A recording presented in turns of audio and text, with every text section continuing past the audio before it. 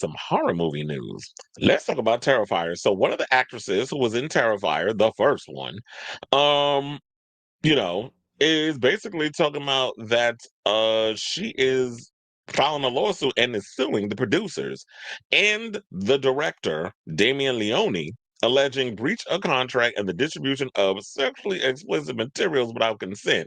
So she went in, and I don't know if y'all remember who she is, but that's why I got pictures. This is the girl from the first movie that is filing the lawsuit. So the actress Catherine Cochran, they said in a suit, basically, okay, so in a suit filed in California federal court on Sunday, Catherine Cochran's attorneys presented a case defined by the all too common story of low budget film producers taking advantage of a young actress through fraud, sexual harassment, and ultimately betrayal. The lawsuit names production banners Dark Age Cinema and Fuzz on the Lens Productions as defendants, in addition to producer Phil Falcone and Leone. And the filmmaker's banner Art the Clown. The filing includes several claims for relief, including distribution of sexually explicit materials, breach of contract, and promissory fraud. Leone and producers were not immediately reached for comment. Well, they tried to reach them, they didn't get back, basically. So, shout out to Variety for this story, by the way.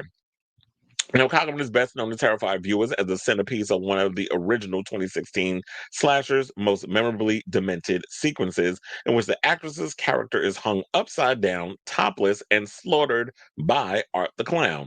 The suit alleges that filming for the sequence required Cochran to be hung upside down by her ankles for over 10 hours in below freezing temperatures. And watching that scene, especially where it was happening, you could definitely tell it was freezing in that room. And I always think about that because when I've been on sets, and you having them and you're doing like a low budget film, whatever the case is, oh yeah, you know it's definitely freezing and stuff up in there. So being hung for them long periods of time and plus it's cold, like you also know like being sick, that's going to be something that comes eventually with that.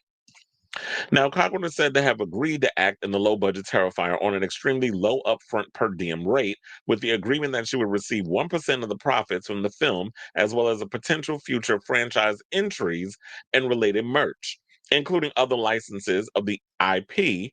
Two Terrifier sequels have been produced, collectively grossing more than 105 million at the global box office, plus home video profits and Terrifier-themed fan events and other modes. The suit claims that director and producer Leone agreed to, in writing, to provide Cochran with a share of 1% in all net sales generated from Terrifier-related merch. Now, if this is in writing, well, when she get to court, she's gonna have to make sure that all of that stuff is subpoenaed.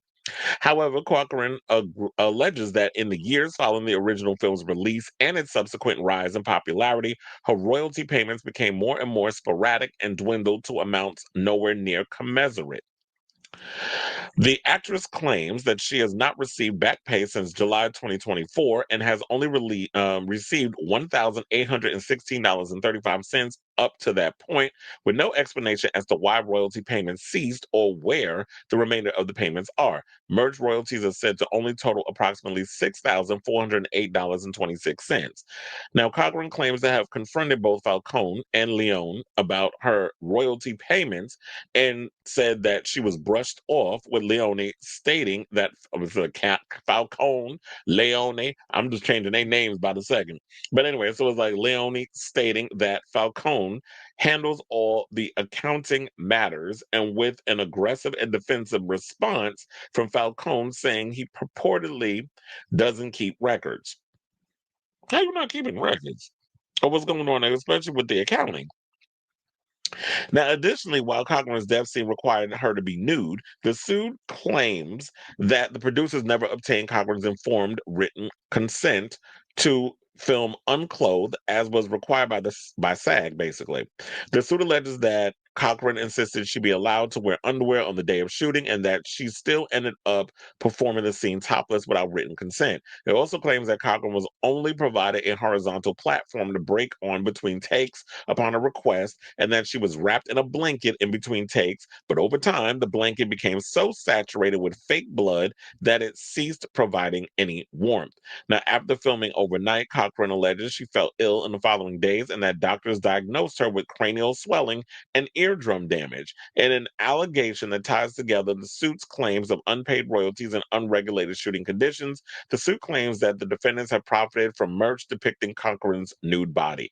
Well, all of this I'm saying is that she's just going to have to prove this in court regarding like if they profited off of they had merch with her naked and they've made money off of it because of it, like you're using my likeness and profiting off of it. And there was an agreement, a written agreement, as she states, that in throughout all of this, and if she can prove all this, then I believe that she's gonna get some money out of this. And I do feel like in this way, look, I wasn't there. I don't know what the truth is. It lies somewhere in the middle. When of course it's her side, and we have yet to hear from Damien and Mr. Falcone and all the other people that she's suing in the production department. But I understand it's like when you doing these low budget films, y'all creating stuff based off of winning a prayer. And you don't realize that this thing is going to become what it is. Because I remember Damien said in the interview that after the success of the Terrifier movies, he was finally able to buy himself a house. So his dreams have come true. He's become this big major star within the horror movie genre, and people love Art the Clown. Shout out to David Howard Thornton. I'm, we be following each other and, and all that good stuff on social media. But so shout out to David Howard Thornton, who plays Art the Clown, by the way.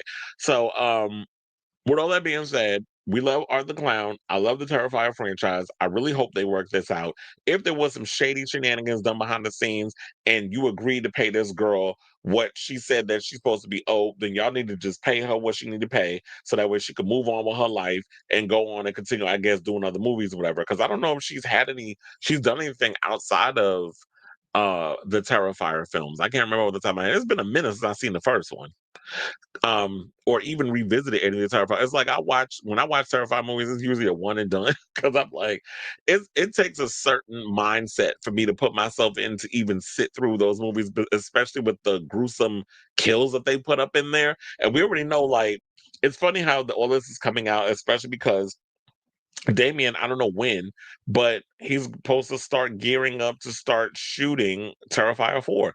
He did an interview recently where he was speaking out about it, where we're going to dive deeper into Art the Clown's backstory. And I don't know how much, but I know a lot of people are a little worried that it's like, we like the mystery of Art the Clown, but we don't want you giving too much backstory. Don't go Rob Zombie's Halloween on Art the Clown when it comes to the whole backstory, because we don't want to resent you for creating such an iconic character and then we dive so much into his past that the mystery is killed. So I'm looking forward to seeing what he's going to do with this fourth installment. And I know he's ready to move on and do other things, but I just hope that with this whole Terrifier situation, and yes, it is one of the most successful things that he's done in his career. It's probably the only thing, as far as I'm mistaken. Kind of like Chad Stahelski, the only thing he's done so far is John Wick movies. He hasn't really dived into anything else except he's about to start shooting when Henry Cavill gets better. He's going to start doing Highlander. So we'll finally get to see him do something outside of that. And I'm looking forward to seeing Damien do something outside of the Terrifier films because I love the franchise and I'm a big gore hound and all of that. So